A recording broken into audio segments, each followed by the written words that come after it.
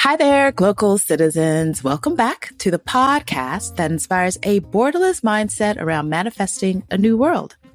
I am your host, Florence Adu, coming to you from Brooklyn, New York. I think maybe if you're a weather watcher, as we are here at the podcast, you may know that there was some tropical storm activity in the southern United States that is making its southeast United States, making its stormy way up the coast.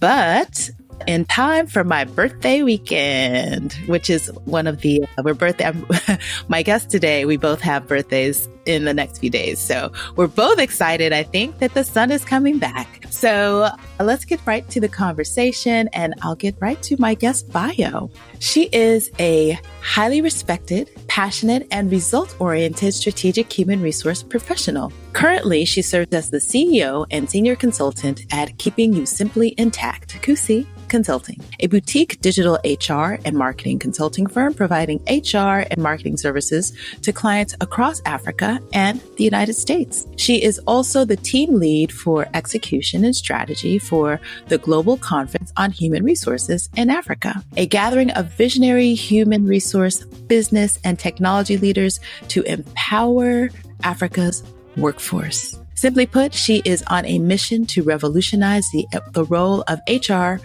within organizations. Her career highlights include being the first Black woman to hold a directorial position at a prominent U.S. condominium firm, and recognition as one of the 50 most influential young Ghanaians in 2018. In 2013, she was voted and named Ghana's most respected CEO in HR management at the 6th Ghana Industry CEO Awards, which is by the Business Executive. That's who sponsors that. Rita Kusi, welcome to the podcast. Oh man, I'm so excited and hyped just, listening to you and you being so excited. I am super thrilled to be here. Thanks for having me. Yes. Yay. All right. So let's get right in. Our first question, which is, where are you from? Where are you local? And what is your craft? Thank you. So where am I from? Good question. Definitely born in Bolga, grew up in Kumasi, left for the US when I was about 9 years old. Been in the US, was in the US for about 27 years and then decided to go back home to Ghana back in 2013. Just to kind of see what I can establish there. So that question of where are you from, it always plagues me, right? Because I was born in Ghana, but I've spent most of my life living in America. So I guess I am what I would call, I don't know. I guess I'm a citizen of both places, right? Yeah. I am an American and then I'm also African as well. So yeah. Mm-hmm. Okay. Okay. We'll take it. I'm the same. Right. And what is your craft? What is my craft? So I actually went to school for marketing. I love marketing. I love digital marketing, advertising, not so much the sales aspect of it, but somehow, some way, human resources found me not long after I had left university. And it just so happened to be by chance. So as a marketer, ended up in human resources. So I've kind of been juggling both, which has really worked to my advantage, actually, to just be in human resources and then also have that marketing knowledge as well. So yeah, I am a marketer / human resource professional. Sure. I'm interested in that, in more details on that intersection. And specifically kind of thinking about when you said marketing and the sales aspect was something that, that you weren't as excited about. And I have to agree. When I think about marketing, it's always marketing and sales. And I'm like, sales. But sales is the crux of it all. So I think you found balance with the HR function, right? So to some extent, that is a sales package in some kind of way. It sells itself. 100%. Would you say that? 100%, Yeah. especially as an entrepreneur, right? Like I am Mm-hmm. always selling the business, trying to get more clients, negotiating on pricing. So I am a natural born salesperson, as much as I Oh, okay. hate to admit it. Mm-hmm. Yeah. Mm-hmm. Mm-hmm. It's Mm-hmm. the role of Mm-hmm. being Mm-hmm. an Okay. entrepreneur. So Sure, sure, sure. So tell us a little bit more about how, being that dichotomous kind of existence between your American self and your Ghanaian self, you came after you were kind of a formed human, right? So you had memories and things. And so where did your family land when you first came to the US oh and my why? gosh. So everyone's always surprised when I tell them I'm currently in New York. We definitely didn't Mm-hmm. land in New York. So we did land actually in New York. We came to Brooklyn to visit Okay. family, but we were on our way to Davenport, Iowa. So I lived. Wow. Everyone's like, what were you doing in Davenport? So yeah, I lived in Davenport, Iowa for a few years. And then from there, made our way to Brooklyn, lived in Brooklyn, made our way to the Bronx. And then I stayed in Westchester for quite a bit, schooled upstate. So yeah, I'm Yeah, a New Yorker for sure, but sure. definitely made our way to Davenport, Iowa before heading here. Interesting. Interesting. So tell us a little bit more about how your family came. So my Sure. family came in the, post-colonial, everyone coming to education wave of people. And so how did your family make it? I think you came in the 80s. So tell us more about. Yes. We actually came February 1991. So Oh, my okay. dad, it was around the time where they were doing the lotto. Yes, a lot of it then. Yep. Mm-hmm. Exactly. So my Mm-hmm. dad Mm-hmm. ended up winning the lotto. And through that, he was able to bring, my mom and then all five of his kids, which is usually, it's not, you don't often hear, right? Maybe you bring Yes. in one child, two children, going back for the rest. But yeah, it was literally all five of us with my mom and dad, and then just came to America back in February 1991. So yeah, it was through the lotto, him winning that lotto that brought us here. And of course, for them as well, it was to come here, pursue education and Mm-hmm. just make something more of ourselves. Of course, that's what they Sure. perceived back then, right? Coming to America for that reason. Yeah. So are Yeah. your parents still here in the US or have they gone back as well? Right. So they quote unquote moved back last year. But they're here. Yes. They're here now. But they did move back. Exactly. They moved back Yeah. last year, just really settling. And they are what I would call global or local citizens, I guess, because Mm-hmm. I Mm-hmm. think when you've lived here for so long, my mom, her sisters are here. They have quite a lot of Yes. family here. It's really hard to just leave and say a complete goodbye, right? Like you Yeah. still have to Yeah. maintain the balance of having the best of both worlds. Exactly. Right. So Yeah. they did go back to settle in, finish working on their house, but they're still here. So they do the back and forth. And also because their kids and grandkids are also here. So Mm-hmm. Right. Right. Right. Of course, that makes a lot of sense. And I mean, truth be told, the health infrastructure and the things right. that this system provides are not necessarily as strong in Ghana. Agreed. Yeah. Agreed. Yeah. My dad was actually spending more time there, more time than my mom, but due to Mm-hmm. health reasons, naturally we do Mm-hmm. want him to be here. And it's the unfortunate side about, being in our part of the Yeah. world when you're older. These are things that you do have to Right. consider and Right. keep because that's just the reality of it, The Exactly. reality of it. Exactly. And it's so interesting is because they ultimately become kind of medical tourists back, right? Right. Because my father moved to Ghana and he's now, really just there just because he's at an age when he doesn't want to travel. Right. But he would come, I mean, they come back here for their healthcare just Right. because it's more streamlined and, it's you work the system and you're entitled to healthcare. Exactly. So it's a different kind of story. Exactly. Good point. So so this is kind of the things that you deal with in your HR world. And so I'm curious a little bit. So I kind of asked you about the why, the where, but let me ask you more specifically why the where of going back to Ghana and what your Ghana is of the why the where between the splitting time between the two. Right.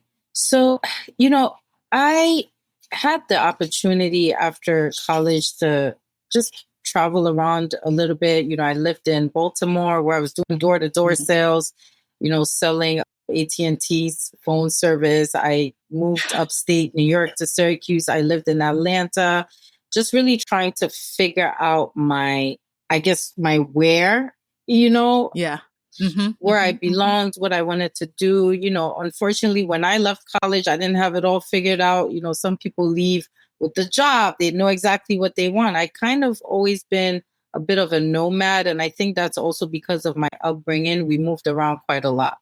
You know, so just trying to figure things out, finally settled in a corporate role, which was my HR position. I became an HR assistant, you know, and that was such a random opportunity. It was my dad actually chancing on a newspaper ad and saying, hey, apply for this job, you know, because I needed a job. And I did. And it turned out to be the best opportunity ever for me. You know, went on to be an assistant for about 7 years. It was the longest job I've ever had, and then was promoted to become the HR director. You know, I took over from my then boss. And then about a year in that role, I kind of realized I didn't want to be in corporate. I knew it wasn't for me. Didn't like feeling confined. But most importantly, I also felt that like the company was under new management. My role was being controlled quite a bit. I didn't have that ability to affect the change that I thought was necessary from an HR standpoint. So I decided to resign. And after doing that, worked on my business plan, decided to go to Ghana and see what I could do, you know, what kind of change I can establish through an HR consultancy that I had established. And before doing that, I had visited Ghana back in 2007. This was my first time going back since coming to America in 1991. And the reason I went back is because I had such a strong connection and relationship with my grandmother. And over the years, we had kind of lost touch. I didn't speak to her as much. And it just starts to weigh on you. You know, when you come to America at a very young age and you lose that connection with your roots, I'm sure a lot of people can relate to that. It starts to have a toll on you. You start asking yourself who you are, where you're from, and then you start to yearn for that connection, you know. So one day, and it was just, you know, parents constantly telling us, oh, we'll go back, just be patient, we'll go back, we'll go as a family just as we came. And then you start to realize, I don't think this is ever going to happen, right? I'm like, yeah, and how many years are you going to talk this? Yeah. So one day I said, no, I have to go back. I miss my grandmother. I want to see her again. And she literally was the reason why I went back. And when I went, you know, I was beside myself, you know, just looking at our rich culture. You know, I'm Ashanti. I was born in the north, but I grew up in Kumasi, Old Tafu Kumasi. I'm Ashanti. And if you know Ashanti region, you know that we have a lot of like, you know, culture, rich history, all of Ghana we do, right? All the different cultures have it. But just seeing that, connecting with this woman and eating our food and experiencing the weather and nightlife and just all these things, I was like, oh my goodness, what have we been missing out on? And so through that experience, you know, when I came back to the US, in the back of my mind, I started putting my business plan together. I was just ready to leave. So when I resigned, you know, obviously I didn't think twice about it. It was, yeah, I'm definitely going back to Ghana to establish my consultancy, which was a human resource and a marketing consultancy, just to also see how I could give back, you know, from all this knowledge I had acquired, all these, you know, skills that I had gained over the years. So that was really what my journey has been like, you know, and I hope that answers your question. Yeah, to some extent. Yeah, that's definitely the why. So tell us a little bit more about, so now you're back, when you're back in Ghana, you are in Accra. Where in Accra? What's your local there? So part of my relocating there was also because my sister had relocated at that time, right? So having that family, my family is not in Accra. We're in Kumasi. So obviously, I'm there by myself. My sister ended up leaving at some point. So I was there by myself pretty much for 10 years. I love Accra. Mm. I had, gained some friends, built my business, established, for myself. And it was good. It was good business wise, getting clients, recruiting for companies like Voltic and Coca-Cola and, you know, some of these like hospitality companies, UHG, which is also there in the medical space. So it was nice to kind of pick up and work with some of these big organizations in Ghana, where probably in the US I may not have had that opportunity, right? Yeah. So, but at the same time, being a consultant is a tough industry to be in, because obviously being an entrepreneur in general, because it's not stable. There's not much stability, right? It's you just, as you get the deals, just keep moving along. So of course there were moments of challenges, there were moments of opportunities, but I loved being in that space in Accra, because around the time that I moved back, I would say that was the height of that whole entrepreneurship, happening in Accra. Impact I would Hub, agree. iSpace. I mean, this is where it was all happening. I was like immersed in these groups. And it was like a high time, for everyone who wanted to venture into entrepreneurship. And we were feeding off of each other's energy and each other's vibe, and then we just kept going. But, of course, at some point we had to all Figure out a new we plan. had to all grow up and, figure out a new plan. Yeah. So yeah, I mean, there's still people who are at it. I'm still at it, right? Like I haven't completely stopped. I think for me, I've just figured out, back then we were more about impact, right? Making impact, Sure. regardless of what we Sure. were losing, what we were gaining. We were all about impact. But when you get older, right, and especially having a 3-year-old, you start to Mm. think more of, okay, I really need to focus on sustainability and what's going to work. Especially now, it's not just myself. I have to take care of my daughter as well, So I still have the consultancy, but it's obviously we are focused now more on impact and revenue, right? Like we need to be able to generate revenue and be a sustainable business. So yeah, that's really been the dynamic, exciting, journey. And I am more here in the US now, also because of the business and my daughter, and then also because more of my family is here. My The sisters are support here. network. Exactly, exactly. So when a child comes into the picture, I think things really just change quite a bit. Yeah. Yeah. Yeah. I'm glad you bring that up, because I want to put a pin in that, but then just kind of go into, let's take it to the basics. Human resources 101. What is it? Why is it important? Tell us what attracted you and why you're still in it around human resources.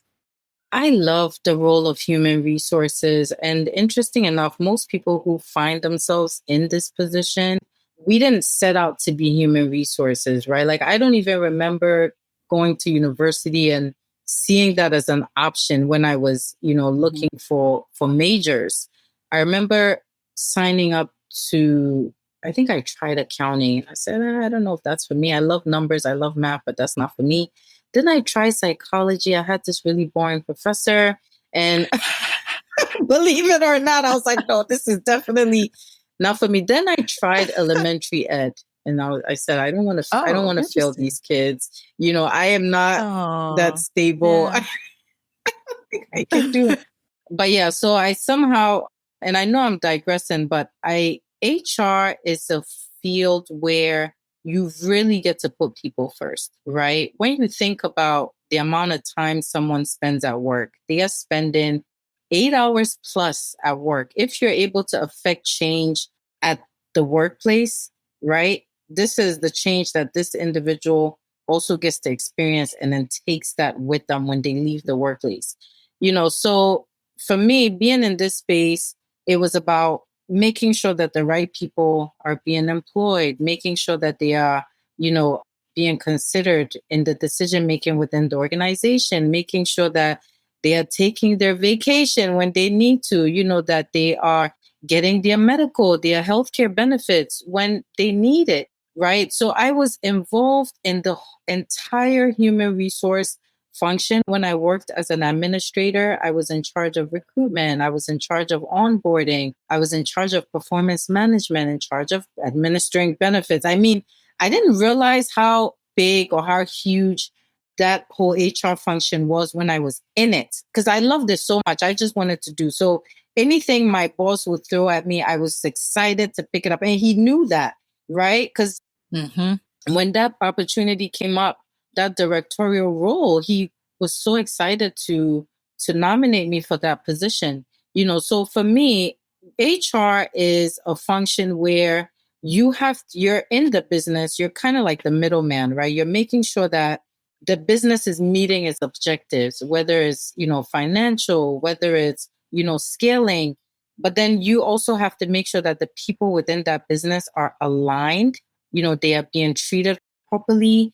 The company is abiding by the labor laws that are in place to make sure that these people are working to the best of their potential. So HR really is that middle ground, that middle person that keeps the organization together. We are literally the glue that holds the organization together, right? So that's what I would.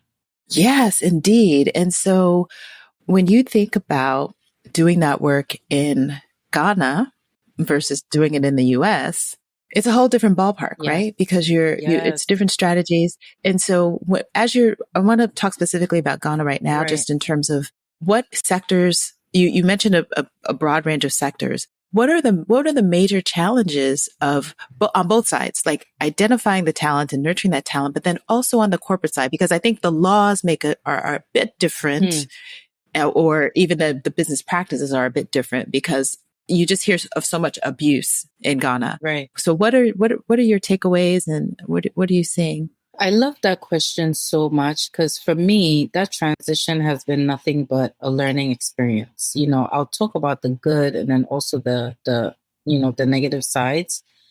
When I moved back to Ghana, I went with my US mindset, right? Yeah. Where in US, there's more structure and things are more rigid, right? Like if you're coming to work, you're clocking in. If you're taking a break, you're clocking out. If you come back, you're clocking in.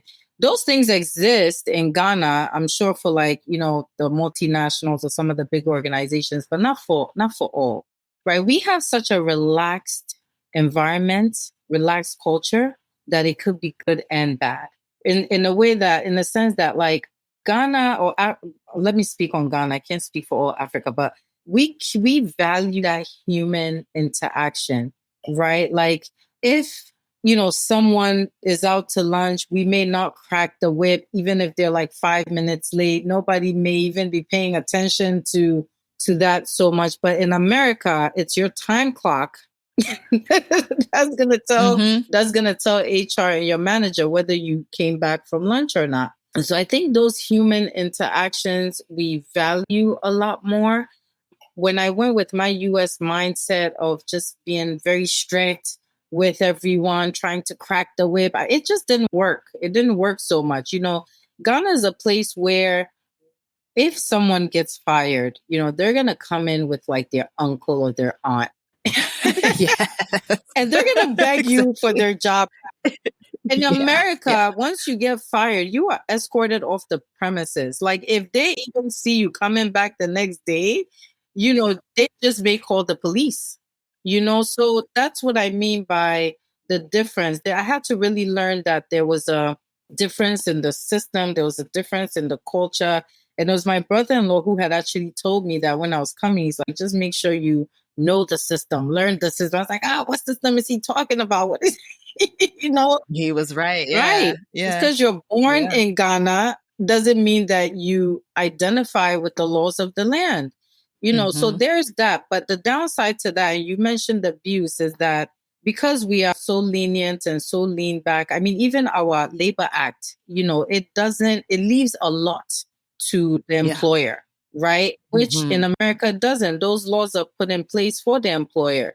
And I think a lot of people get away with quote unquote murder, right? Like I've gone to universities like Ashesi to talk about sexual harassment and, its effect on the workplace. And it's so interesting, some of the stories that come up, and just some of the stories that I have heard, from women and also men at the workplace who have experienced abuse and just been quiet about it because there was no process. They didn't even know that they had a voice or that there was a process for them to follow. In America, I mean, those things would certainly be handled, immediately. Even the way we interact in America, like you can't go and hug someone, right? Like you have to be very careful and cautious about your interactions with those that you work with. In Ghana, we walk, we hold hands, we are so free, and it's okay, but you just have to really be mindful when it comes to being in the workplace, when it comes to boundaries and people's space. So yeah, those are just some of the positives and negatives that I would say I've experienced, in my HR role. Yeah, I think that the laws can be more effective. The good thing is that we have updated the Labor Act. The laws can be more effective. I think the laws need to work more if we're going to put them in place. In America, they do work, but there are also some things that I think Americans can also learn from Ghana, and I'm sure the rest of Africa. Sure. And you started mentioning the harassment, and HR has changed dramatically in the last 4 years. It has. Right. So you've been in it. And so from that perspective, like looking at the last 4 years, how are you even to the extent of training or retraining HR professionals? What are you seeing as the trends or what's going on in that space? So I think a lot of people undervalued or didn't pay much attention to the HR function until the pandemic happened. Because when the pandemic happened, employers were kind of left like deers. What's the saying? A deer in the headlights. Yeah. What do we do? Who's going to do it? And then everyone turns to HR because we had to do it, right? Like we manage the workforce. HR, we are therapists. We are psychologists. We are, name it. What don't we do as HR? We are teachers. We are everything under the sun. So when the pandemic happened, everyone basically looked to HR to solve it, and I think it put HR in a strategic role. The HR function for so long was administrative, right? We were pushing paper. And that's also the difference with HR in Ghana, and I'm sure most parts of Africa. In the US, it has been strategic for a while, but Ghana, it's now starting to pick up in that strategic, aspect of HR. It's always been mainly administrative, right? We are pushing paper, somebody gets hired, you're processing the paperwork. But now HR is literally seated at the table. We've designed a role that's called the HR business partner. And that role is specifically supposed to put HR at the same table as somebody who is a finance director or, the key decision makers, because I think companies now realize the strategic position of HR, and its impact on the bottom line, right? If HR is done properly, you will definitely see your business growth in your business. You'll see more revenue. If HR is done poorly, of course, it can have an adverse effect. Yeah. So being in that strategic position, it just opens your eyes to a lot on the job. That's so interesting. And I guess there's just more even challengings with, more to come, particularly in considerations of, a lot of HR considerations are gender based, and we have this, new continuum of gender and how we're dealing with that. Not necessarily in Ghana, and it's different in Africa, but it's a pioneering times, I would say, in the human resources space. I wanted to add, because I know you asked the question about like upskilling and yes. I'm sure you've heard of that term of unlearning and then relearning, right? So when the pandemic happened, it really just put us in a whole different space, right? Like right now, before the pandemic, we were talking about the future of work and what the future of work looks like. After the pandemic, we've literally been pushed or thrown. We are literally now in the future where AI is leading this whole change. So for HR, myself included, we are now trying to figure out all these HR technologies that we have at our disposal, right? Like we are literally unlearning what we thought we knew as HR professionals and relearning this new space that we find ourselves in, just to be able to keep up with the technologies and this digital world. So yeah, I think upskilling, reskilling, those are words that resonate a lot with HR professionals now, because we realize that not only do we have to upskill and relearn, we have to make sure that the workforce is also doing the same. So yeah, I wanted to definitely bring that up. Yeah. No, thank you for that. Yes. I mean, that's absolutely. And that particularly dovetails with my question about your Glocal speak. And so we want to hear what you hear. And so if you could share a word, a phrase, or saying that's a meaningful part of your local experiences or experience, and tell us why or how you come to value it as Glocal speak.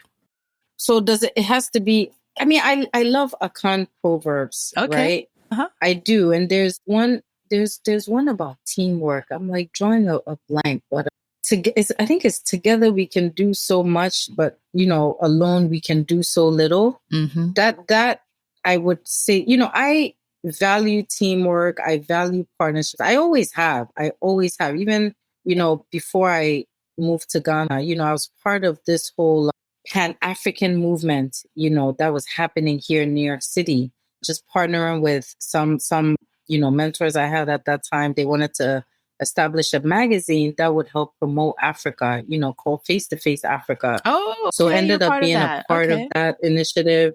I was their marketing person when we started. It was a pleasure working with Isaac and Sandra. And for me, I always believed that it was through partnerships and teamwork and collaboration, that's going to push initiatives forward, and it's something that even at KUSI Consulting, it's a staff of 7, it's a team of 7. Everybody has their responsibility. But I think what really sets us apart, what we pride ourselves in, is that teamwork factor.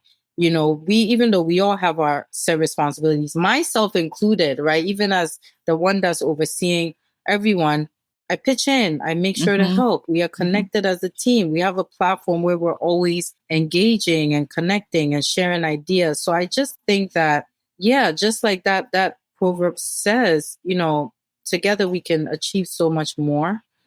And if we do it ourselves, like we cannot. And I think we'll talk about the global conference and, that whole conference right now, like that's the mindset behind it, trying to get through it. Because of these strategic partnerships and collaborations. Yeah. Right. I mean, you brought up an interesting point as you're the lead, you are the CEO of the organization, and yet not yet. I mean, I guess uncharacteristically, because in a lot of organizations, particularly in Ghana, the CEO does nothing. They just give orders and then everyone else is supposed to just fall in line. So you want to be the boss. I am boss. Yeah. Exactly. So what is your leadership philosophy? And then how do you spread the word or share it? Right. I believe all hands on deck, and I've tried the other approach before, right? Trying to just fall back and let things happen, trusting the team to do. I trust my team to get it done. But I think that as a leader, if you want your company to stay on its vision, there's this saying, and I think Gary Vee had posted on LinkedIn about working hard to get what you want, or like to just keep the vision alive, right? There's a saying out there that's like, when you find your dream job, you never have to work a day in your life. And I always kind of felt weird about that. I don't know if I agree with it, because when you find your dream job, I know why that quote exists, right? But I just think it needs to be reworded.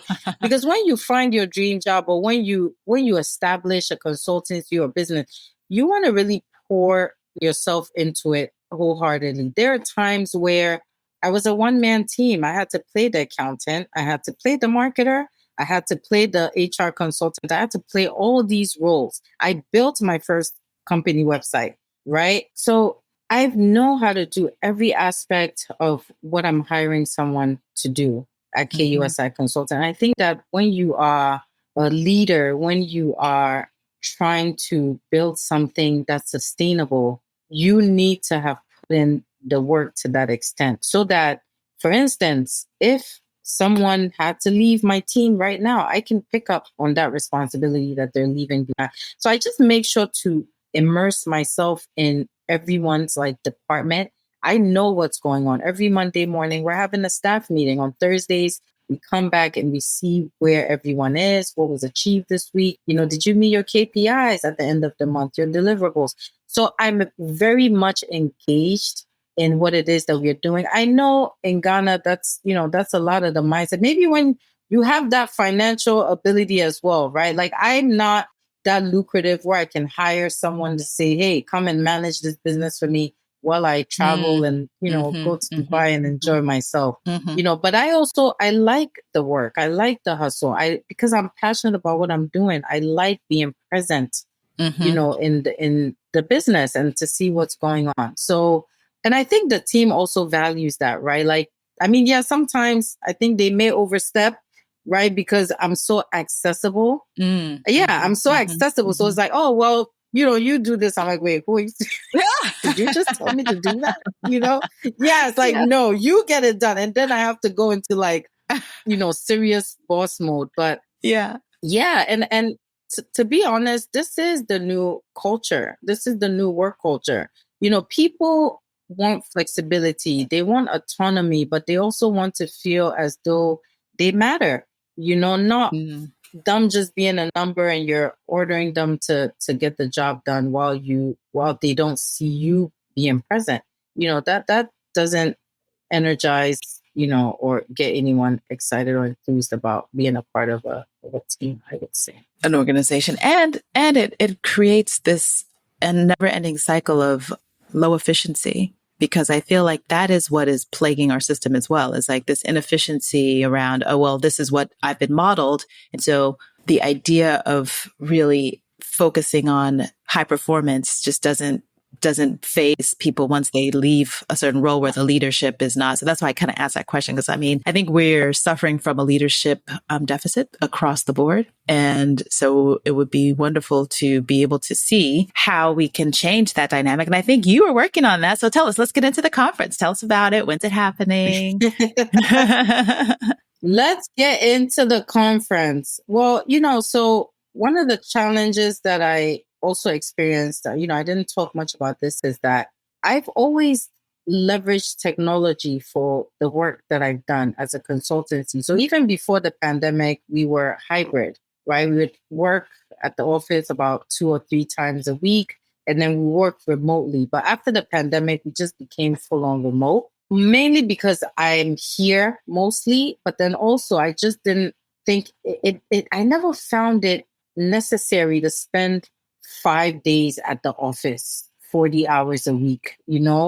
I think if you put the process in place, you can also achieve, productivity. You can have your team meet their KPIs. And I just always thought it was a waste of time and waste of money to also even have an office space, right? So part of being in Ghana, operating a digital HR consultancy, Ghana is a country where people work. They value that face-to-face interaction. Yes. I mean, face-to-face interaction is priceless, right? But I hate sitting in Accra traffic. Like, so if you ask me to drive to Pretty downtown much. Accra, every day, sit in traffic for 2 hours going, 2 hours back, to me, that is just, so there's a lot of reasons behind establishing a digital consultancy, but it didn't really work to my advantage because in Ghana, people want to see you face to face. They want to, but we have, our style of working. Like, for instance, when we recruit, rarely do we get to see the candidates. Like, we don't meet in person. The process is virtual. They're completing, interview assessments online. And then when they get hired, they start their new job. We have a system in place that facilitates that entire recruitment process, right? So, that was a bit of a challenge when I went to Ghana. But with that being said, I realized the advantages of using technology for work, right? Especially being a mom, having that flexibility. being able to drop my daughter off at school, pick her up when it's time to pick her up, and then also working in between. I'm only able to do that because of technology, right? So with AI and the HR technologies that I spoke about, they are being used and leveraged in Ghana and in Africa, but mostly by multinational organizations or those who can adapt, invest in it. But these technologies are available, they're accessible, right? Even for SMEs who also want to use it to scale their business or to just work effectively and efficiently and get global business, right? At the end of the day, it's about also, it's a global space right now, right? Like we are in a global, we are all global citizens, is what I'm looking for. Glocal and global citizens. Yes. So having technology at our disposal, we decided to put together this global conference, which didn't always start off global. It started off on a national level at the Human Resource Professionals branch, where a group of us came together and decided, there could be more dialogue, more conversations, more events happening where senior level HR professionals are, sharing knowledge, sharing ideas, imparting some of their experiences to the more junior level HR professionals. So in 2019, we established the Human Resource Professionals Branch. We had the event for 2 years in a row. Then the pandemic happened. We went on a brief hiatus in 2023. We had the third edition, and it just showed that people in HR were still interested. They wanted to come to these events and have these relevant conversations.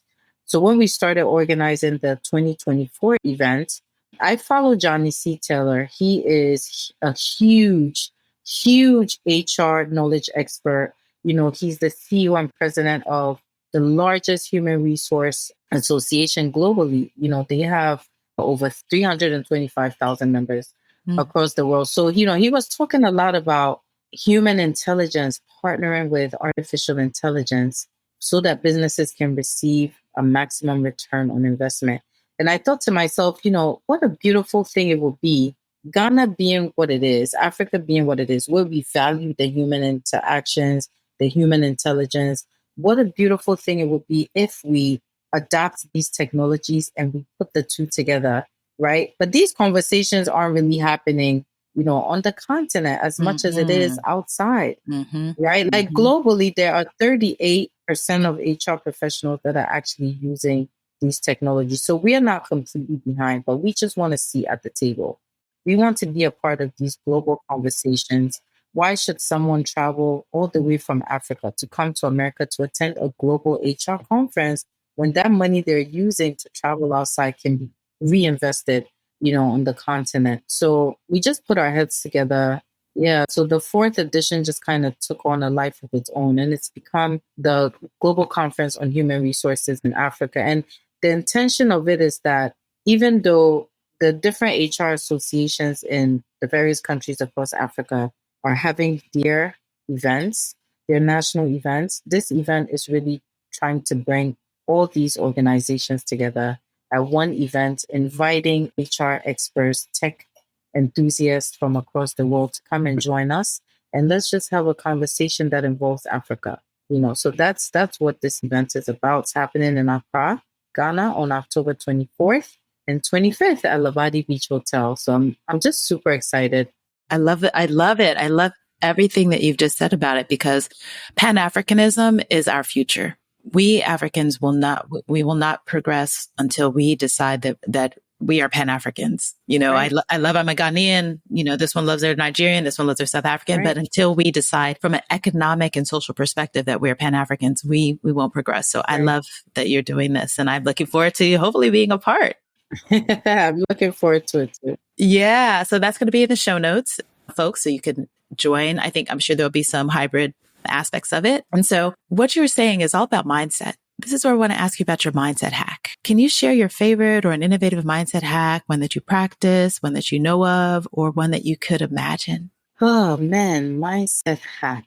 I mean, I really, and I think, I think a lot about this as I'm trying to empower my team, empower our partners, for this event, because they all kind of feed off of my energy and my momentum.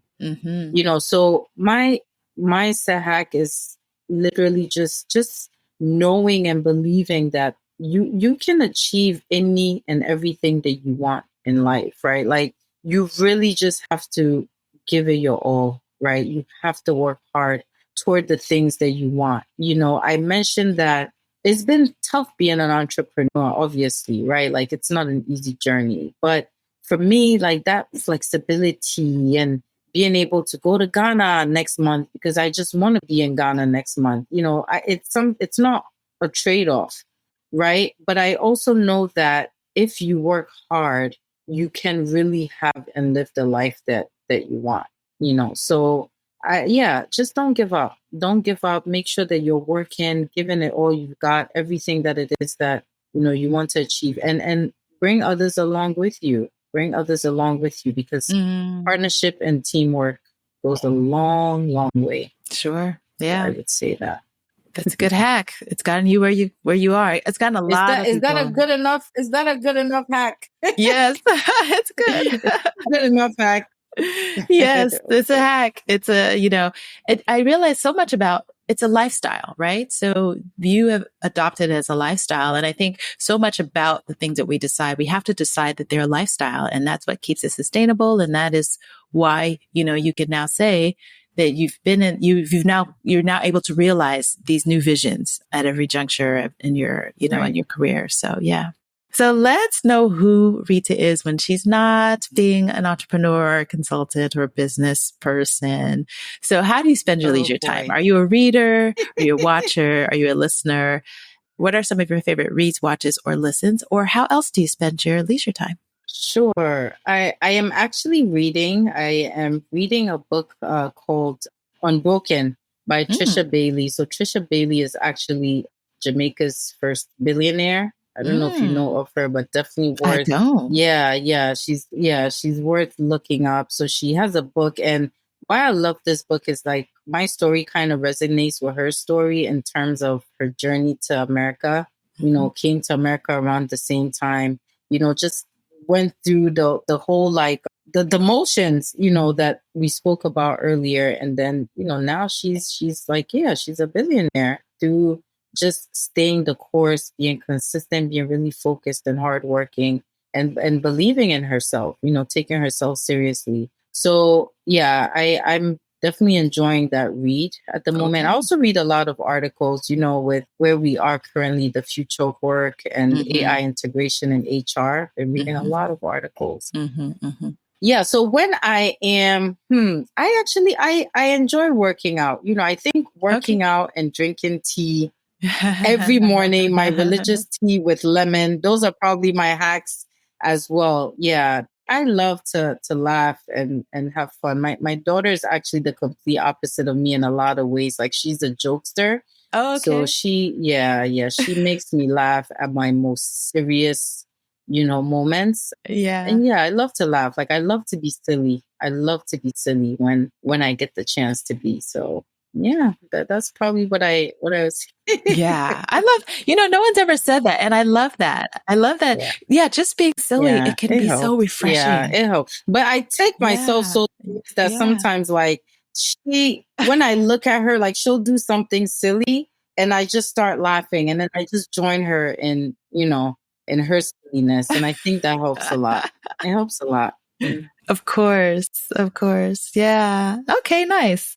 So we will put Trisha Bailey's book in the show notes because that is, please do. We want to know. Yeah, it's a great thing to know. So Rita, this has been so awesome. I'm so happy that you were able to join. I love the Future of Work. I have a Future of Work Salon series that I launched in May on May Day. Ooh. And so this is all very apropos. This is exactly the kind of conversation because we have to start thinking about, what does work look like? How has it changed? We're in this huge transition in life. And so do you have any last thoughts that you want to share with our audience? Yeah, what are my last thoughts? Yesterday we had an HR huddle conversation, which is like a bi-monthly series that we have. But because of the conference, we've been having them maybe twice a month. And one of the panel members, mentioned that you always have to put the human in human resources, and I just want to emphasize that even though we are moving towards a digitized world, everything is AI and everything is technology focused, we must always put the human in human resources, because even these technologies, they feed off of our intelligence, so Exactly. we shouldn't be afraid to embrace it. So yeah, let's always put the human, I'm hoping and praying that life will actually reverse and we'll get back to a place where we're going out, we're meeting, there's no cell phones, Yeah. we are having those, bring the 90s back is really what I'm trying to say. Bring the 90s. Bring the 90s back. Can you do Yeah. that? Yeah, So I know what you mean. Yeah. Yeah. I think inevitably, in a lot of ways, we may just be there, by not by right. choice, but by force. And then we can reimagine a lot of the things that we've kind of gotten wrong. So, Right. let's see what Right. happens. Right. I love Okay. Well, thank you for that. All of Rita's information will be in the show notes. You can find out about her consulting services. She has a great website, the upcoming conference. And so thank you so, so much. I love that. Thank you so much for having me. All right, Glocal citizens, thanks for joining us for another episode of the podcast. You can catch us with new episodes at glocalcitizenspod.com or wherever you get your podcasts. Please like, share, subscribe, tell a friend, leave us a review. You can leave up to a 5-star review on Apple Podcasts or Spotify and leave us a thumbs up on YouTube. We'd love feedback. We want to be in contact. So until next time, bye for now.